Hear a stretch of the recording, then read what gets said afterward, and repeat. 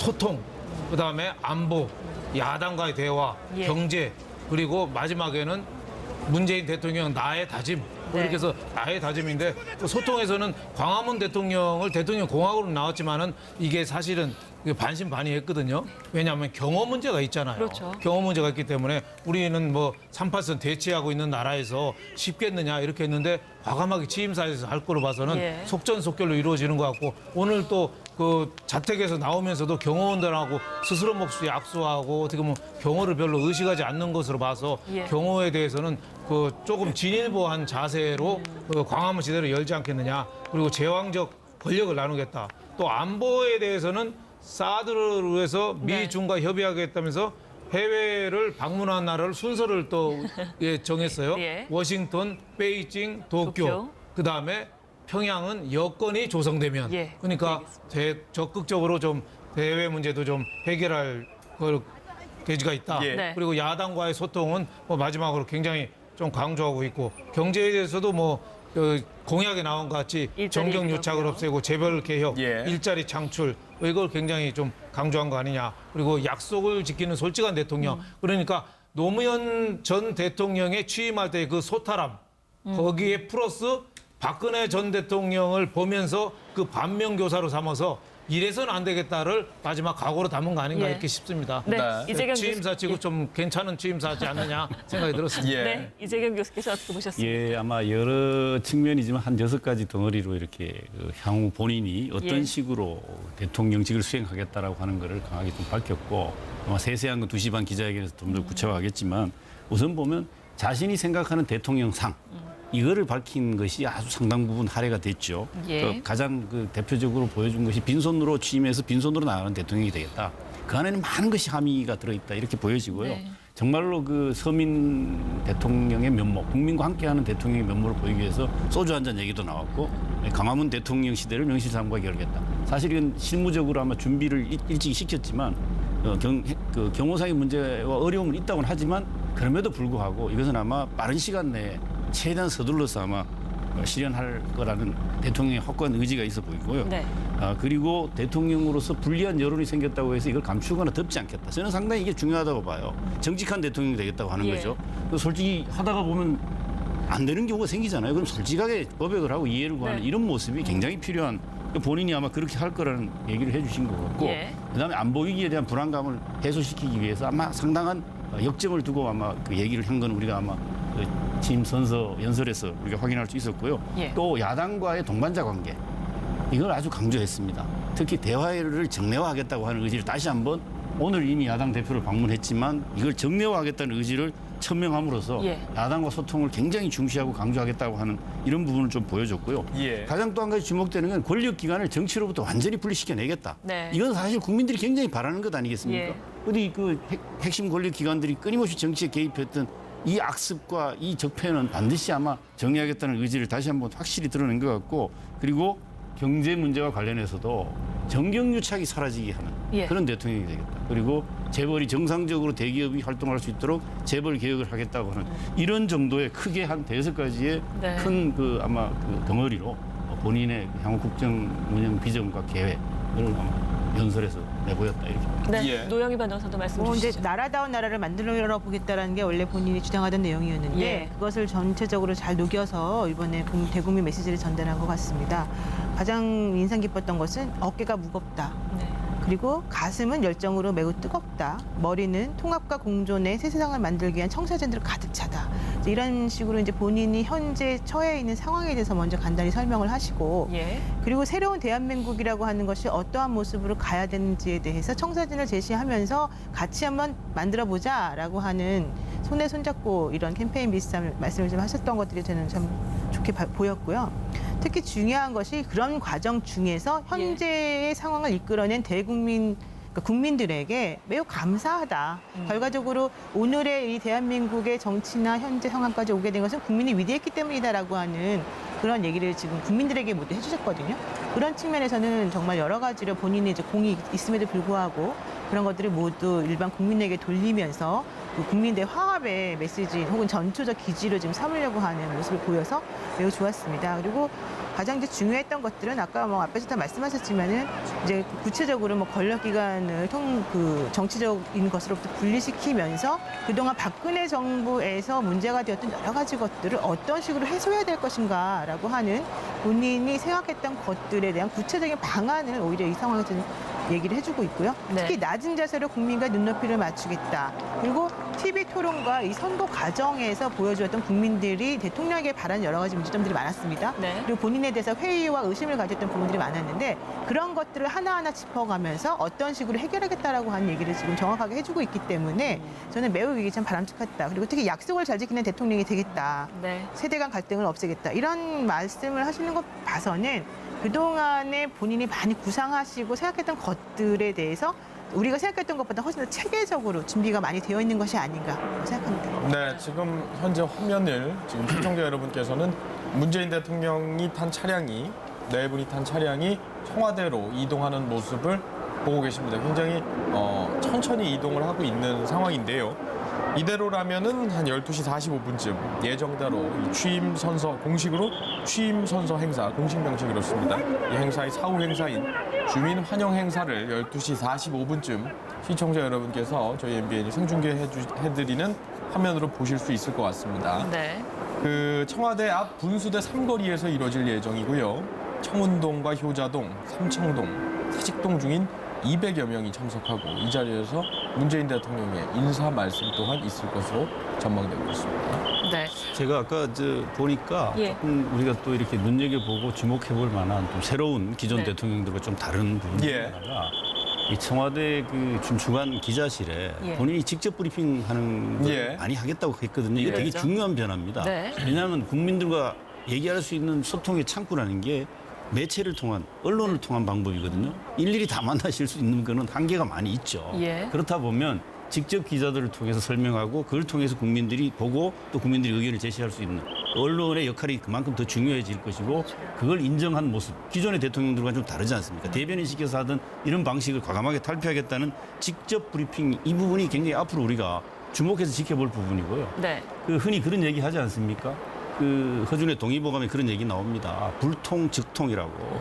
통하지 않으면 아프다 그랬어요. 예. 근데 통즉불통이라고 그랬습니다. 그럼 통화하면 안 아프다 그랬어요. 이거를 아마 누구보다도 잘 인식하고 실천하시겠다는 강한 의지를 보이는 걸로 보아 소통을 가장 우선시하고 중시한다. 예. 그러니까 결국은 야당과도 소통, 국민과도 소통. 그리고 소통의 한 방법으로서 사실은 미국이라든가 중국과도 끊임없이 사드 문제를 비롯해서 외교적으로 협상하겠다는 소통의 의지를 예. 또 보였다 이렇게 해서. 네. 그 네, 지금 화면을 보시면요. 문재인 대통령이 차에서 위로 나와 인사를 하고 있습니다. 오늘 국회를 찾은 시민 여러분이 상당히 많은 것으로 보이는데요. 시민들께 인사를 하고 있는 모습을 보고 계십니다. 네, 제가 아까 한 45분쯤 행사 시작될 거라고 네, 했는데 지금 늦어지겠네요. 이런 식으로 이제 본인이 직접 차 위로 올라와서 시민들에게 인사를 나누고 있는 이런 모습을 보게 되면 여의도에서 청와대까지의 거리도 있기 때문에 이거보다는 상당히 이 예정된 시간보다는 늦어지지 않을까 네. 그런 생각도 듭니다. 네, 네. 김광선 변호사님. 일단 뭐 오늘 아까 대통령 말씀 자체는요 전체적으로 이제 유세 기간에 얘기했던 거 그리고 공약 부분에서 굉장히 중요한 부분을 전반적으로 한 번씩 터치하고 가지 않나 싶습니다.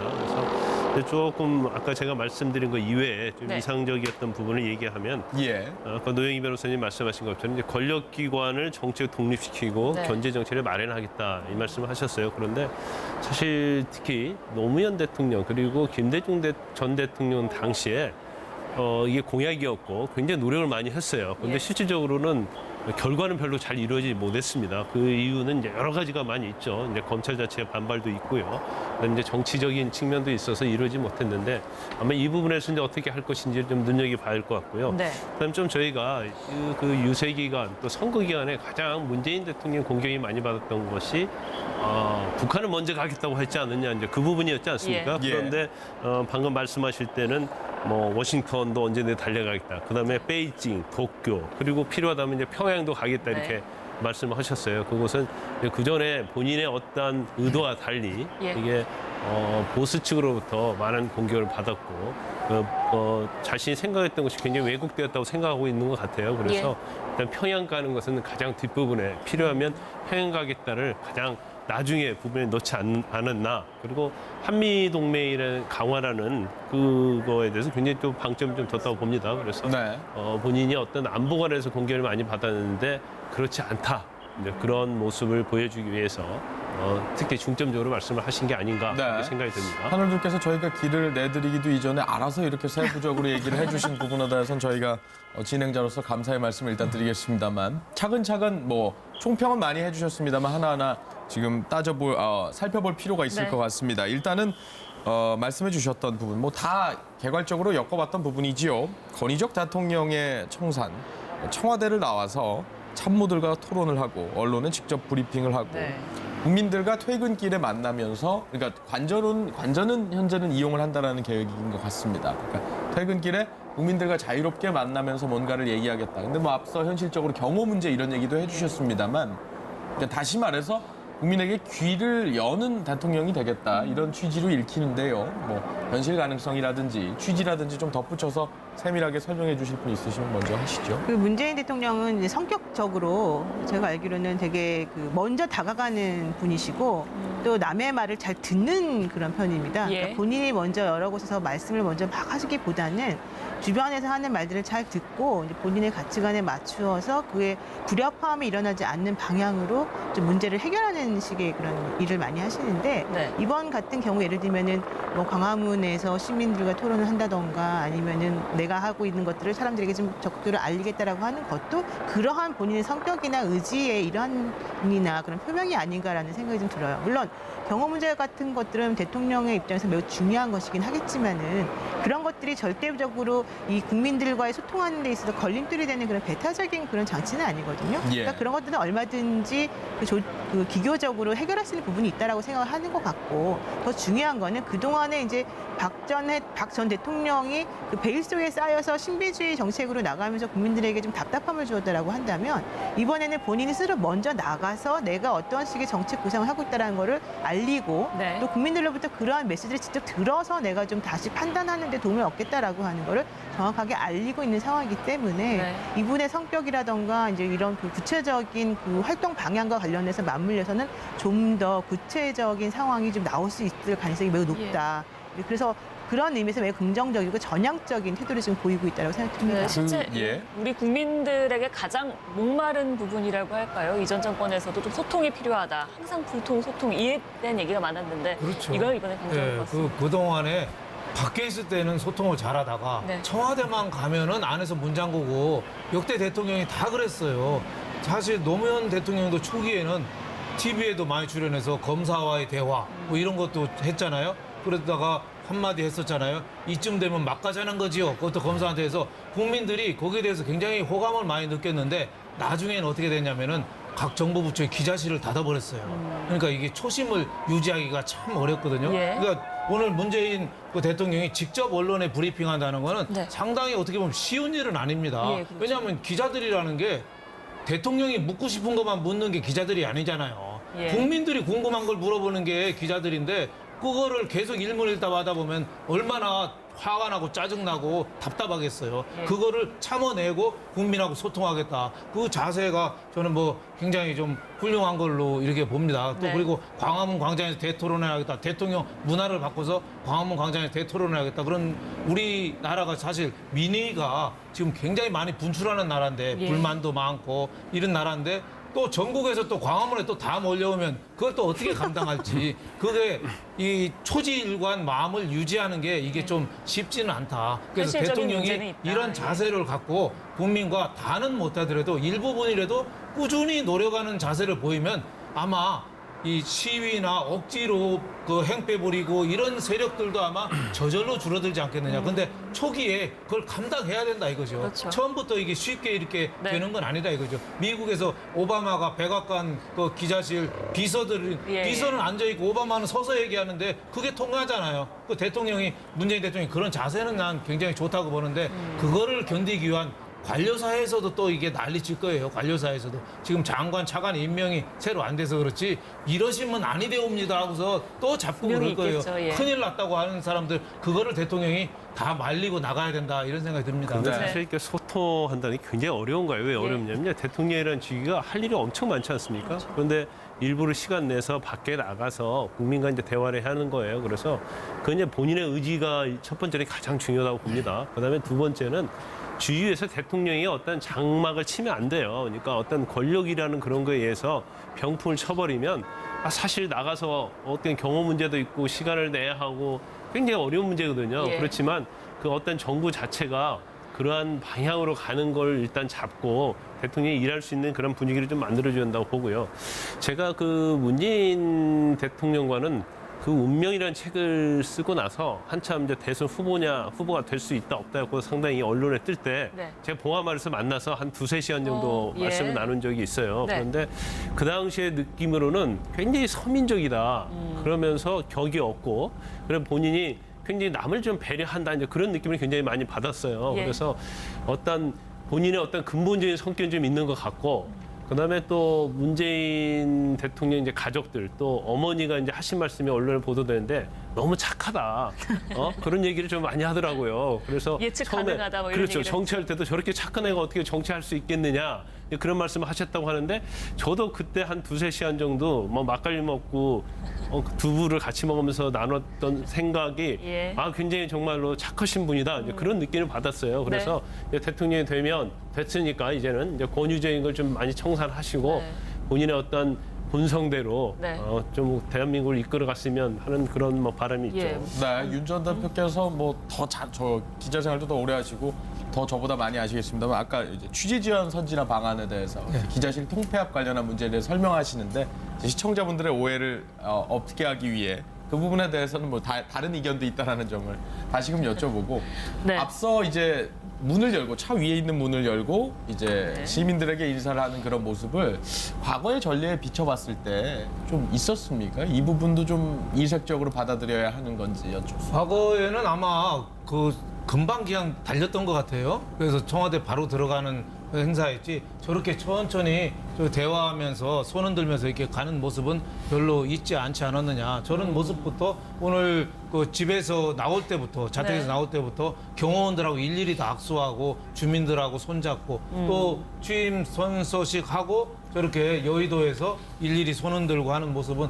굉장히 좀 친근한 모습으로 좀 네. 다가와서 진짜 어떻게 보면은 리더십 중에서 최고의 리더십이 감성적인 리더십 아니에요? 예, 남의 아픔을 이해하고 예. 따뜻함을 배려하고 이런 감성적 리더십. 지난 대통령들이 실패한 게 제가 보기에는 이 감성이 부족해서 그런 거 아니야. 이명박 대통령이 취임 초에 미국 날아가서 소고기 수입 협상에 왔잖아요. 근데 그 내용을 갖고 지금은 그렇게 잘못된 건 아니에요. 하지만은 국민들한테 대화를 하지 않고 예. 그냥 딱 결정해버려서 그러니까 국민들이 촛불 들고 그때 다 나간 거죠.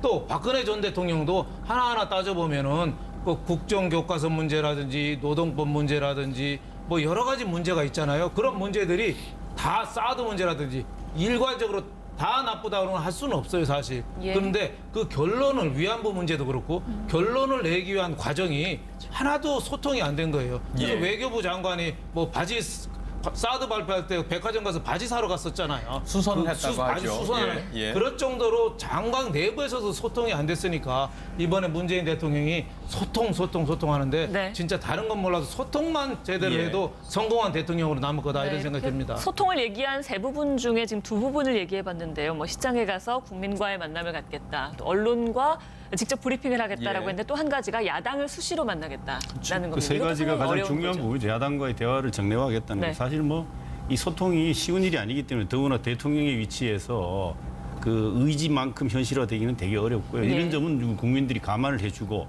저런 강한 의지를 가지고 실현 횟수가 데일리화돼 매일매일 되기는 어렵다는 점을 좀 충분히 감안해주고 아마 그러나 문재인 대통령이 실천할 거다.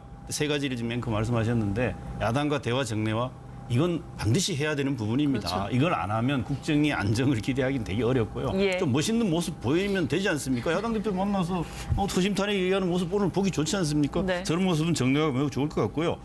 저는 청와대 빨리 나오실 수 있는 방안을 최대한 모색해야 된다고 봅니다. 저게 청와대가 이 불통과 권위의 상징화 돼버렸습니다. 저거 그 국민들한테 이제 공원화 시켜서 국민들이 다 볼 수 있게 이렇게 만들겠다고 말씀하셨기 예. 때문에 저는 최대한 실무적으로 경호의 어려움 얘기하지만 경호하는 분들이 좀 힘들겠지만 더 크게 국민들을 위하고 대통령을 위한다는 생각에서 어려움을 좀 감내만 해준다면 제가 보기엔 굉장히 빠른 시간 내에 광화문 그 시대 기획위원회가 있지 않습니까? 거기에 준비 속도를 보니까 네. 제가 좀 보기에 조금 느려요. 대통령 의지를 아마 좀 더 구현해 주려면 좀 속도를 좀 냈으면 좋겠고요. 네. 예.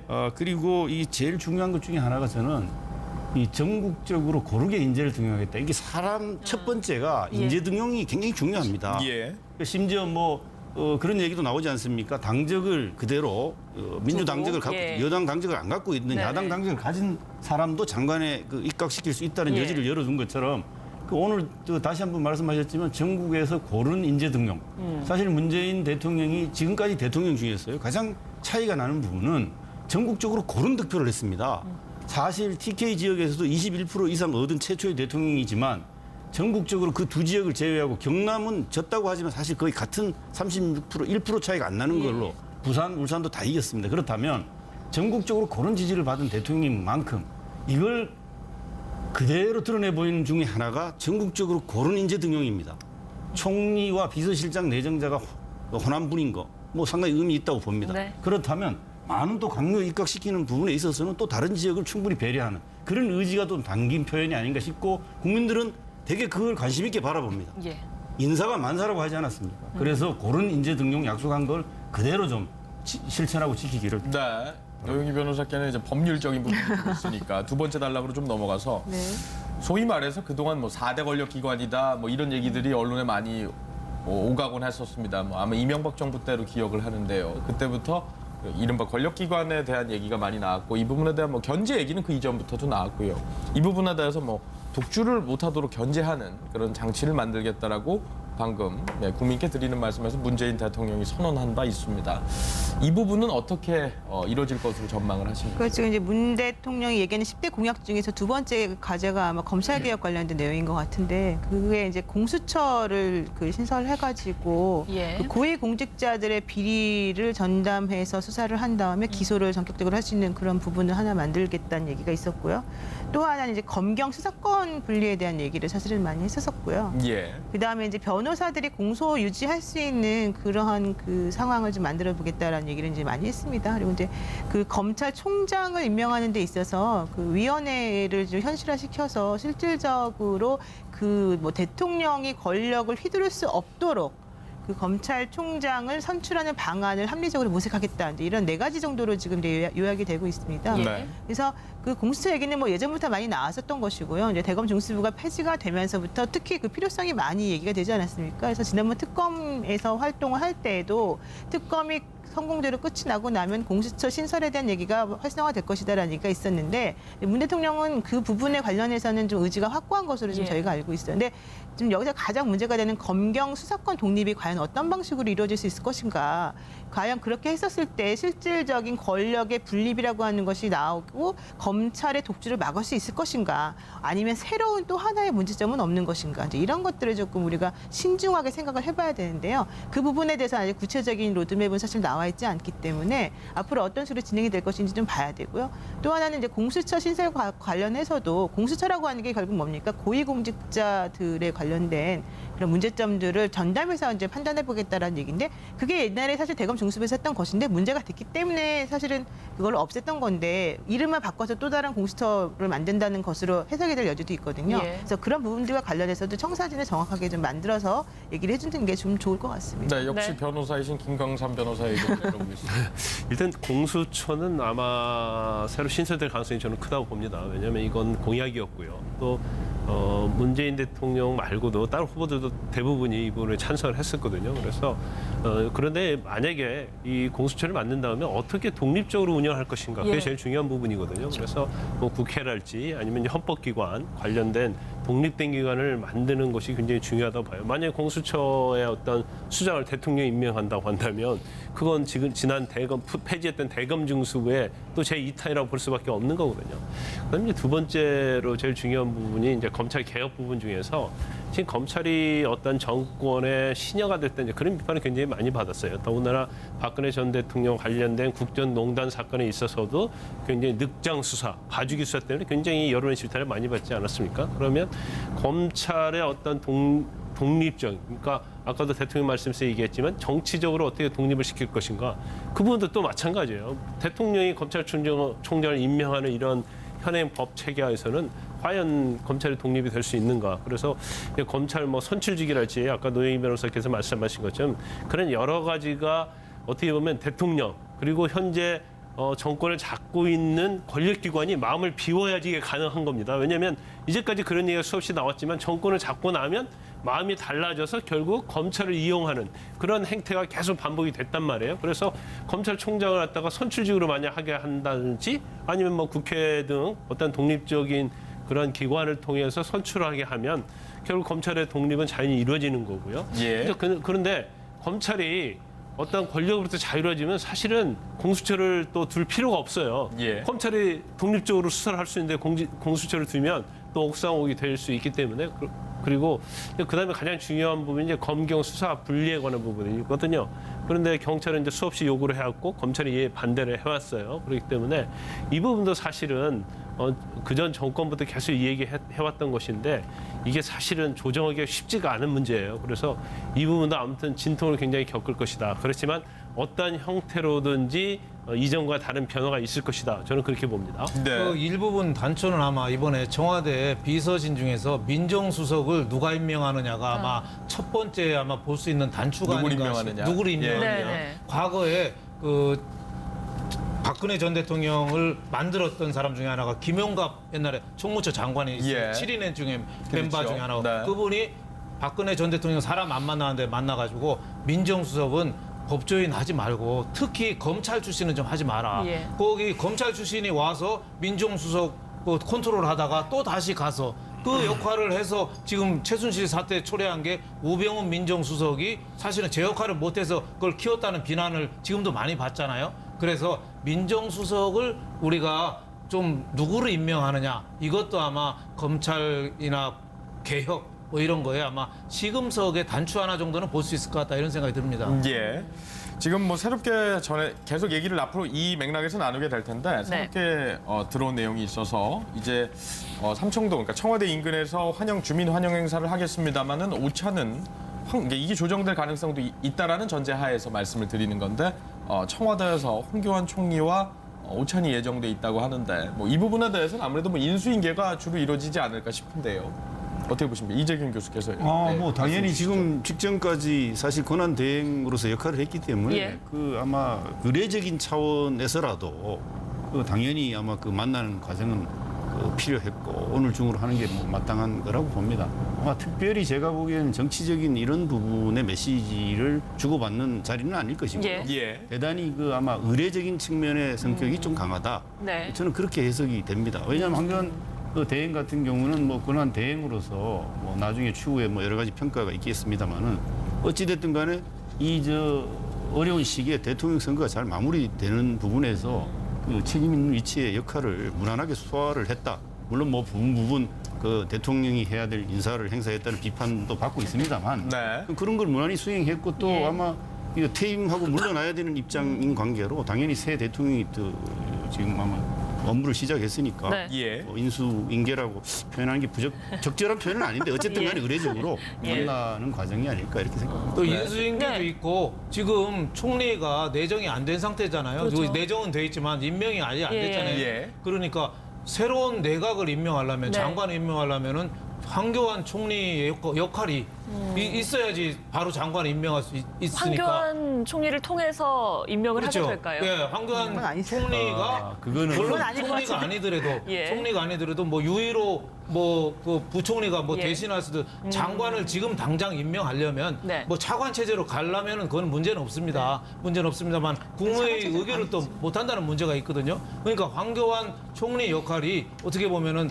그 새로운 뭐 총리가 뭐 협의해서 네. 한다는 절차는 중요하지만 황교안 전 총리가 지금은 현직 총리니까 총리이기 때문에. 역할이 있을 수도 있다. 그런 의미에서 새로 내전된 총리하고 네. 황교안 총리하고 문재인 대통령하고 그런 내각에 대한 협의 그런 것도 좀 있지 않겠냐 이런 생각이 네. 듭니다. 인사에 대한 가능성에서는 의견이 좀 엇갈리는 것 같습니다. 다른 의견 있으시면 얘기해 주세요. 사실은 그 황교안 총리 같은 경우는 문재인 대통령이 계속해서 주장해왔던 적폐청산 대상 사실은 1호라고 사실은 볼 수밖에 없는 구조가 되어 있어요. 그런데 그 상황에서 그분하고 뭐 다음 사람 장관들을 구성하는 데 있어서 어떤 업무 협조를 굳이 얻으려고 이 자리를 마련한다라는 것은 제가 보기에는 조금 아닐 가능성이 좀 있어 보이고 예. 오히려 이제 그런 것보다는 아까 이제 이재경 교수님 말씀하신 것처럼 그동안 사실 국정 운영을 생각보다 그 황교안 그 총리가 사실은 상당히 잘해왔습니다. 무난하게. 물론 뭐 이제 그 청와대 압수수색 관련해서라든가 여러 가지 소소한 문제는 있었지만 그럼에도 불구하고 그분이 일 처리하는 방식 자체에서는 무리가 없이 합리적으로 일이 잘 진행되었다는 게 중론이기 때문에 아마 그런 것들에 대한 치하의 자리와 앞으로 이루어질 이제 새로운 그 나라를 구성하는 데 있어서 좀 협조를 요청한다라고 하는 측면에서 원론적인 대화가 이루어지지 않을까 생각 좀 하고 예, 있습니다. 저도 이렇게 볼 때 아무리 급해도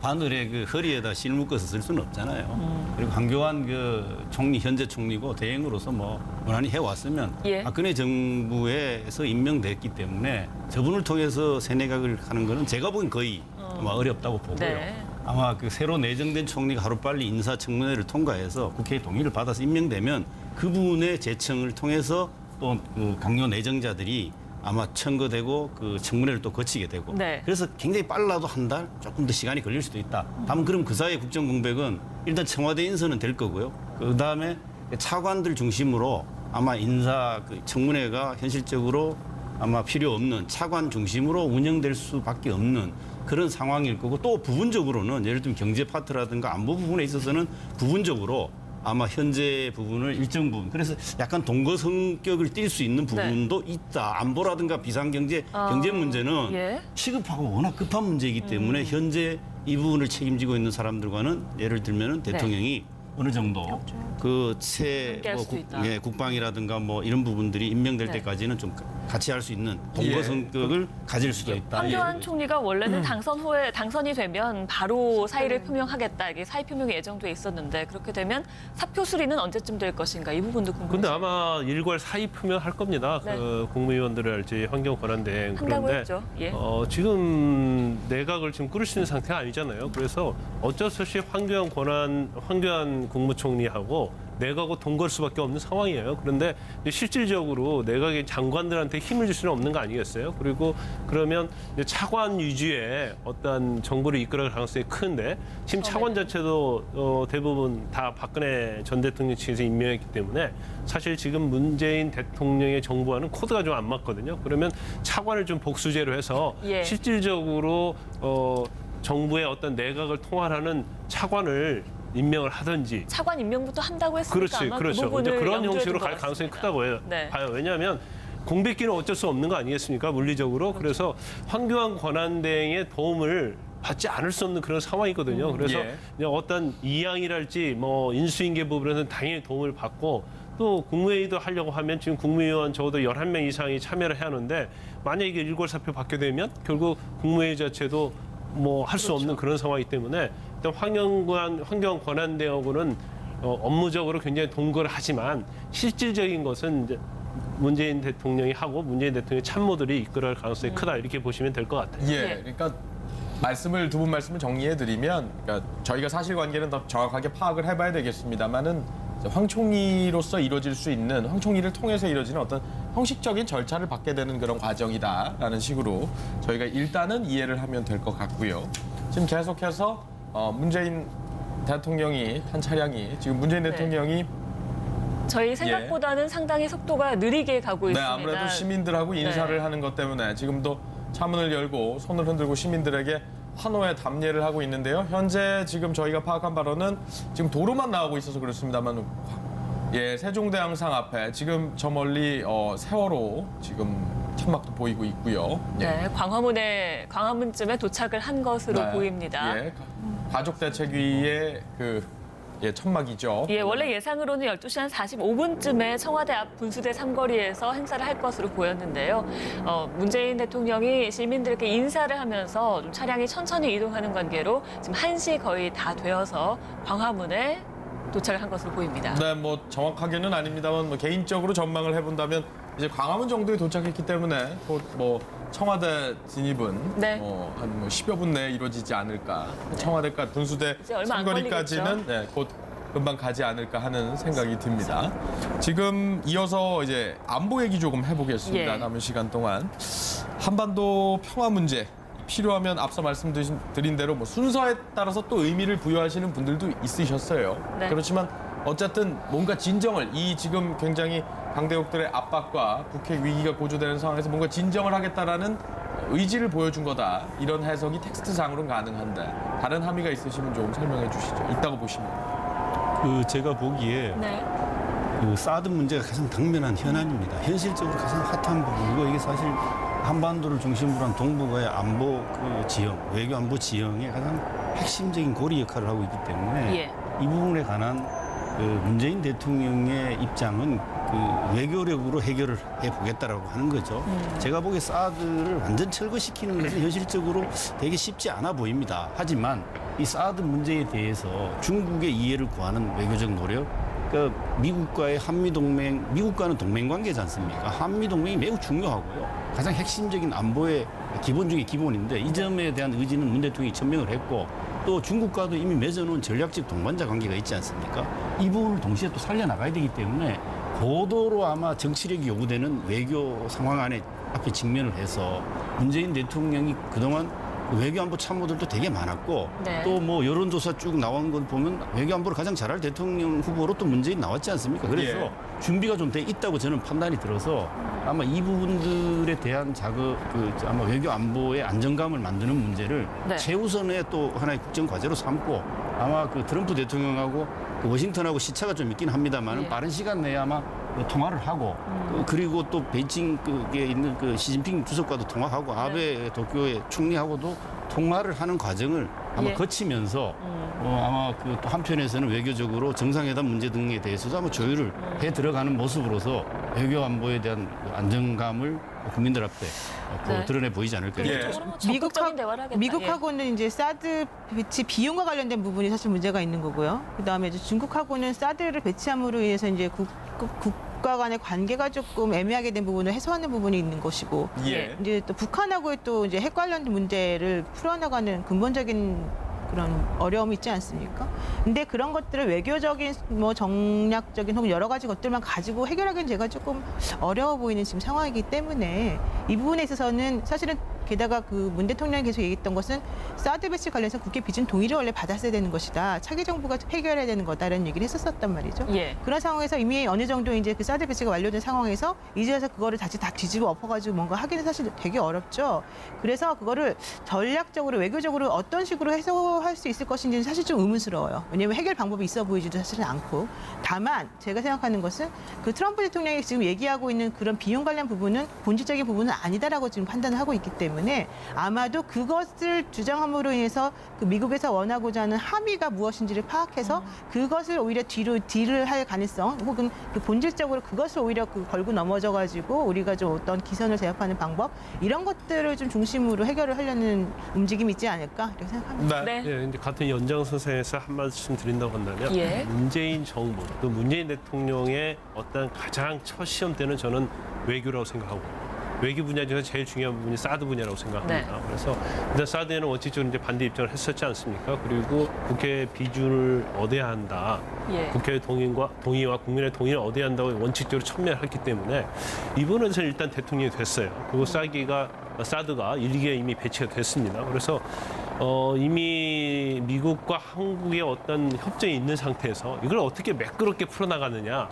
그게 굉장히 좀 중요한 부분이고 그 부분에 있어서 문재인 대통령의 어떤 능력이랄지 그런 부분에 있어서 굉장히 시험대가 될 것이다. 저는 그렇게 바라봅니다. 네. 그리고 사실 이 부분은 사드에만 한정된 건 아니잖아요. 한미 FTA랄지 방위비 분담 이런 문제들이 종합적으로 이루어지는데 사실은 대통령이 되고 나면 가장 중요한 부분으로 첫 번째 해결할 부분이 그 부분이라고 봐요. 네. 더군다나 이제 트럼프 대통령이 있는 상태에서 아직 이제 트럼프 대통령과 통화는 안 했지만 아마 시차 차이 때문에 그런 것 같습니다. 그런데 그 부분을 첫 통화에서 그냥 축하 전화 받고 그냥 끝날 것인지 아니면 사드를 할지 그 외의 부분에서 어느 정도 언급을 하고 갈 실질적인 것인지 얘기부터. 그렇죠. 예. 그래서 그런 언급이 있었다고 한다면 향후에 외교 분야에서 특히 미국과 관계에서 어떻게 할 것인가를 갖다가 메시지를 전달하는 거기 때문에 그 부분이 가장 관심을 두고 봐야 할 부분이 아닌가 그렇게 네. 판단해 볼 수 있는 거죠. 예. 실제 미국과 중국과 진지하게 사드 해결을 위해서 협상을 하겠다. 근데 그 협상의 범위가 어디까지일 것인가 이 부분이 중요한 것 제일 같습니다. 중요한 게 트럼프를 빨리 만나는 거죠. 예. 지금 미국이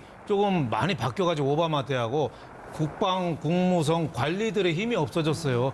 트럼프 혼자서 다 해요. 트럼프가 사드 배치 얘기를 그 관리가 해명을 하니까 예. 트럼프가 전화해서 혼냈다는 거 아니에요. 네가 뭔데 내가 얘기했는데 틀었냐고 이런 보도까지 나올 정도니까 예. 하루 빨리 만나야 되는데 7월 초에 함부르크에서 G20 회의가 있어요. 그때 가서 만나면은 잠깐 만나는 악수밖에 예. 못해요. 그 전에 만나야 되는데 과거에 김대중 대통령도 서둘러서 갔다가 햇볕 정책 설명하러 갔다가 그때 부시 대통령한테 아주 관계가 안 좋아서 왔어요. 그리고 그 YS도 그렇고 서둘러서 가서 좋아본 적이 없거든요. 예. 그래서 여기에 대해서 철저하게 좀 준비해서 가야 된다. 그 사드나 여기에 대해서 우리가 북핵이나 문제나 한미 안보 동맹이나 한미 FTA 관계를 어떻게 해야 될지를 빨리는 만나야 되는데 좀 알차게 좀 준비를 해가야 된다 이런 생각이 좀 듭니다. 네. 예, 지금 특히 지금 상황에서 보면은 트럼프 대통령이 북한 김정은과 정상회담 할 수 있다는 얘기가 지금 외신을 통해서 계속 예. 흘러나오지 않습니까? 네.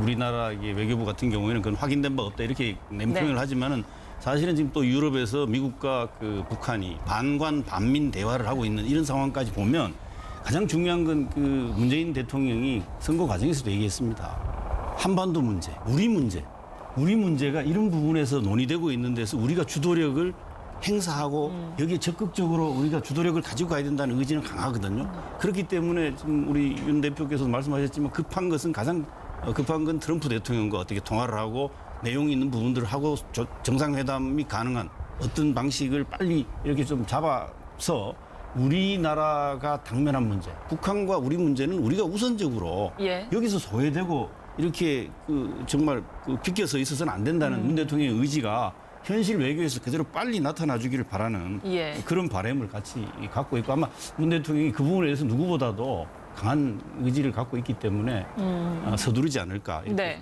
예상해 뭐, 볼 수 있습니다. 또 튼튼한 안보에 대해서 얘기하면서 튼튼한 안보에는 막강한 국방력이 필요하다. 자주국방력. 자주국방을 얘기를 했습니다. 이 부분에 대해서도 얘기하실 부분이 있으면 좀 말씀 부탁드리겠습니다.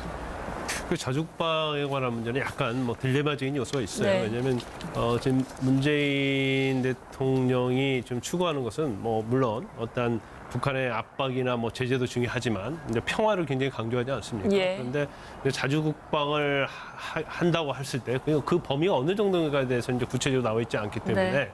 국방의 뭐 일종의 말하면 자강 아니겠습니까? 그러니까 예. 원칙론적으로 맞는 얘기죠. 네. 우리가 국방을 강화하지 않고 단지 미국에 의존하는 그렇게 했을 때는 결국 미국에 끌려갈 수밖에 없는 상황이고 예. 또 현재 이제 방산 산업 같은 걸 비롯해 보면 한국이 굉장히 많이 발달돼 있어요. 그래서 뭐 항공기랄지 아니면 전차랄지 그런 분도 굉장히 수출을 많이 하고 있지 않습니까? 그래서 그 부분에 대해서는 이제 안보와 굉장히 관련된 거라고 봐요. 그래서 자주국방에 대한 것은 뭐 어느 정부에서 굉장히 중요했던 부분이고 단지 애산증액, 그러니까 국방에 대한 애산증액이랄지 이제 그런 부분에 있어서도 사실은 본인의 안보관과 관련된 연장선상에 있지 않나 싶습니다. 그래서 근데 그 부분이 뭐 약간 상당히 지금 말씀드린 뒷부분에 가 있거든요. 그래서 그걸 우선적으로 추구하지는 않을 것이다. 예. 이렇게 볼 수 있을 것 같아요. 네.